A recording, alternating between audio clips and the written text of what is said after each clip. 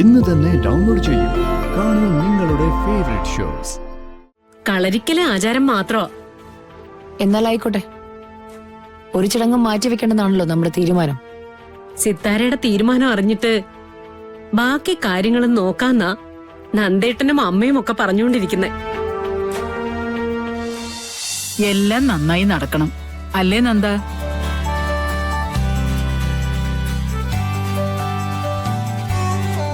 സുമിത്രേ, കുറച്ച് ചൂടുവെള്ളം വേണം എനിക്ക്.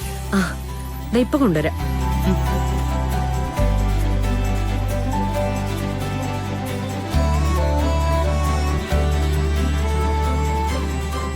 അമ്മ ഇതെന്ത് ഭാവിച്ച?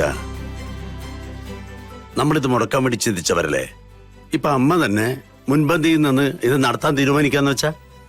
നവീന്റെ ജീവിതത്തിലേക്ക് വരാൻ പോകുന്നത് ഏറ്റവും അനുയോജ്യമായ വധുവാണ്. അവൾക്ക് ആപത്തൊന്നും വരില്ല. അപ്പൊ ശാപത്തിന്റെ ശക്തിയോ?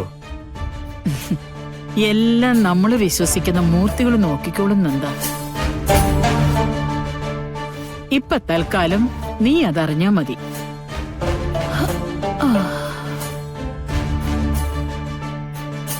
അമ്മേ,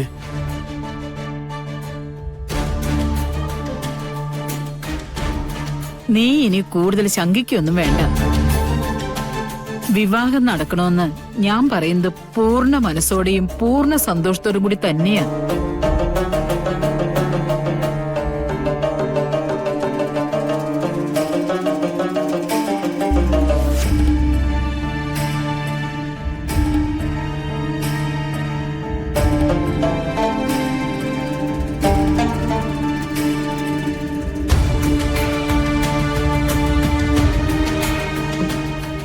എന്താ നന്ദേട്ടാ, എന്താ മുഖത്തൊരു വല്ലായ്മ? ഏയ് ഒന്നുമില്ലടോ. എല്ലാ കാര്യങ്ങൾക്കും ഒരു തീരുമാനമായല്ലോ, അതിന്റെ സന്തോഷ. സന്തോഷം വരുമ്പോ മുഖത്ത് വല്ലായ്മയാണോ വരണ്ടേ? അതുതാ വിട്. ദേ നന്ദേട്ടാ, ഇനിയിപ്പൊ കുറച്ച് ദിവസേ ഉള്ളൂ. എല്ലാവരും കൂടി ഒന്ന് ഉത്സാഹിച്ച് നിന്നാലേ നമ്മൾ ഉദ്ദേശിക്കുന്ന രീതിയിൽ ഇത് ഗംഭീരമാക്കാൻ പറ്റൂ. നാളെ മുതല് നമുക്ക് എല്ലാവർക്കും എല്ലാം ഒന്ന് തുടങ്ങണം കേട്ടോ. വിളിക്കേണ്ട ബന്ധുക്കളുടെ ലിസ്റ്റ് ഒക്കെ തയ്യാറാക്കണം. ഒരാളെ പോലും വിട്ടുപോകരുത്. നാളെ രാവിലെ തന്നെ നമുക്ക് എല്ലാവർക്കും കൂടി ഒന്ന് ഇരിക്കണം കേട്ടോ.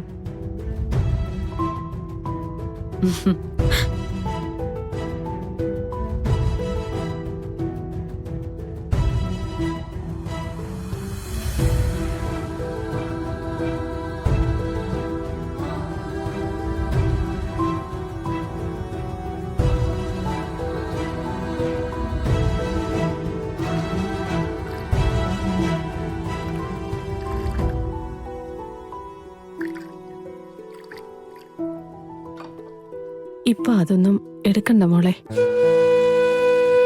ഓറഞ്ച് നീര് കഴിപ്പിച്ചോളാൻ ഡോക്ടർ എന്നോട് പറഞ്ഞതാ. ഇത് കഴിക്കേണ്ട എങ്ങനെയാ? തങ്കത്തിന് ഒരു കുഴപ്പമില്ലാത്തതുകൊണ്ടാ ഞങ്ങളെ രണ്ടുപേരെ ഒരുമിച്ച് കയറി കണ്ടോളാൻ പറഞ്ഞ്.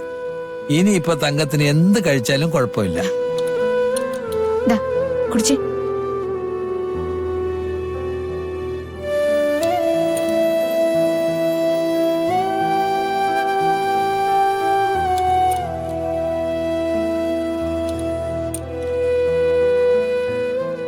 ഇടയ്ക്കിടയ്ക്ക് കണ്ണ് തുറന്ന് സംസാരിക്കുന്നുണ്ടെങ്കിലും കണ്ണിനൊരു തൂക്കം പോലെ.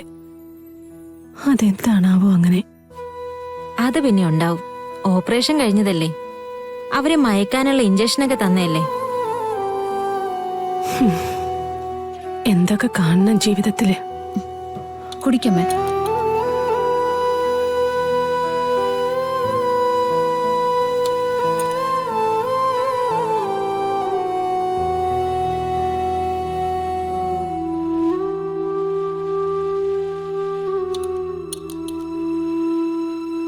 എന്താ നിന്റെ കയ്യില് മഞ്ഞളോ?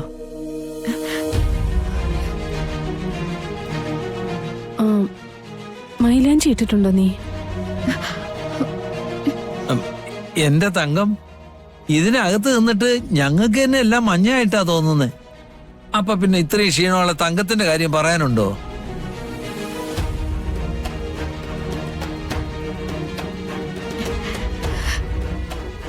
പിന്നെ മൈലാഞ്ചിയുടെ കാര്യമാണെങ്കിൽ അത് കൃഷ്ണ നേരത്തെ ഇട്ടിട്ടുണ്ടായല്ലോ. ഓർക്കുന്നില്ലേ ചേച്ചി?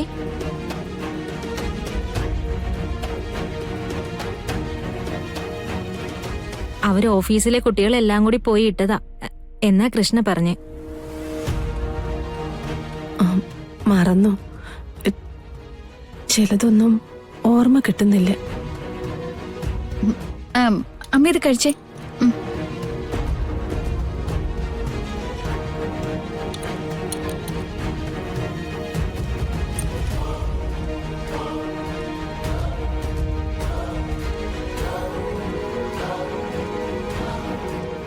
കുഴപ്പമൊന്നുമില്ല.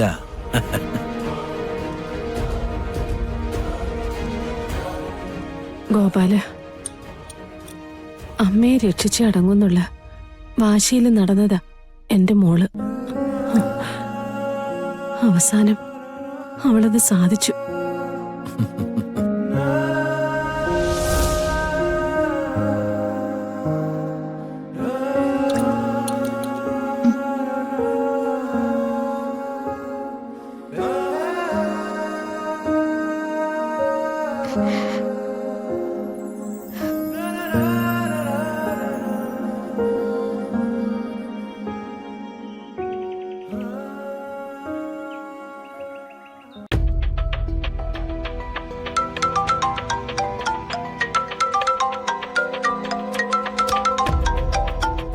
Hello hello Sumitra.